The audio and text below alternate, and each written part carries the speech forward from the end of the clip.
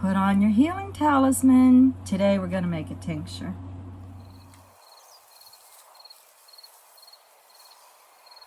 Hi everybody, welcome back to my channel, welcome back to Claiborne, and this time, welcome to the inside of my camper. This is the camper that I lived in when I first moved here.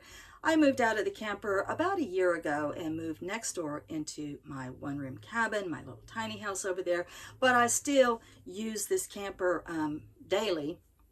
And now she's slowly being transformed into my studio. So her theme over here is you can get your boots shined, your knives sharpened, your fortune told, or your picture took. I still can't decide how to spell picture in my sign, but I do want to make a sign for that. I just love that. I love the idea of that. I love all of that, shining boots and sharpening knives and telling fortunes and all of that.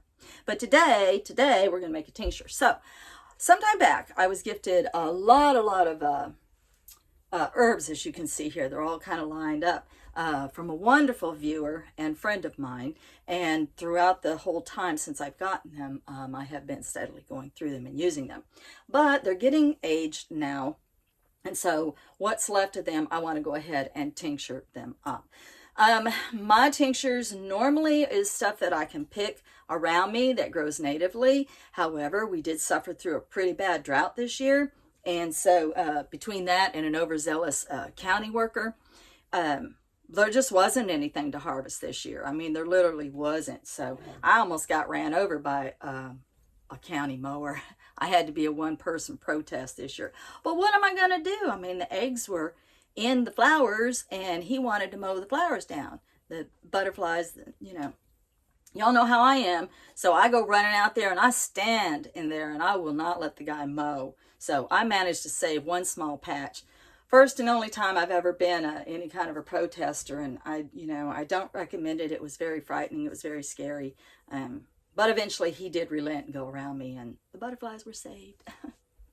So today we're going to use these hops that my friend sent me. So hops is good for occasional bouts of insomnia and anxiety. But however, there is a chemical compound in hops that mimics the hormone estrogen.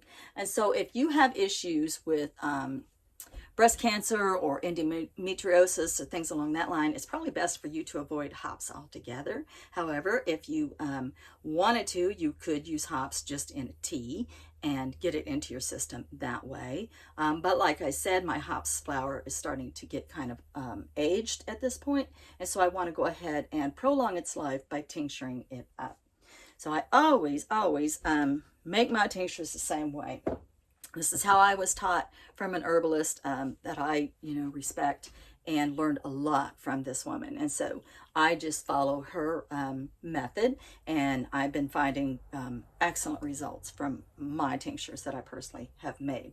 So all I do is I take a clean mason jar, kind of judged by the size of the herb that I have to use, because I want this jar about 2/3 full, which I wish I would have done this before I got on here with y'all. Let me put these hops into this jar and then I'll be right back. Okay, so actually I needed a bigger jar, but I'm just going to go ahead and do it in this jar. So you want to put your herb about 2/3 full in your jar. You want your jar about 2/3 full, and then you just take your vodka, 100 proof vodka, and that's so that you get 50% of the water soluble properties and 50% of the alcohol soluble properties when you use 100 proof. And 100 proof vodka is not always easy to find. I just am lucky that a lady who manages a store near me, her mother is an herbalist and her mom uses 100 proof vodka as well. And so she's very open to ordering me my bottles, special ordering them for me, and then she holds them for me, and then she calls me. Okay, so when you add your vodka, you want to get it as close to the top as you can without going over, because you just don't want to leave a whole lot of headspace on that. And then we're just going to bottle it up, jar it up, can it up, whatever you want to call it, lit it up. It is lit. Tighten it down. Put your vodka away for a rainy day. And then you want to always label your tinctures, of course. This just says hops tincture. It has a born on date of today. Where did you get your hops? Mine were gifted. 100 proof vodka, and what it's for, which is insomnia and anxiety. And then you always want to label it up as soon as you make it. Make sure that label doesn't go anywhere, that it's on there. And then you want to wait about 6 weeks. Just leave it. Don't put your tinctures in the sun. I don't know why people want to do that. They think that they're going to see beautiful color and stuff right away. And that's all well and good, but sun is made to break things down. So you can set anything out in the sun and it's going to degrade. So it's the same thing with your tinctures, your herbs, and all of that. That's why our medicines come in amber colored bottles. You all know this.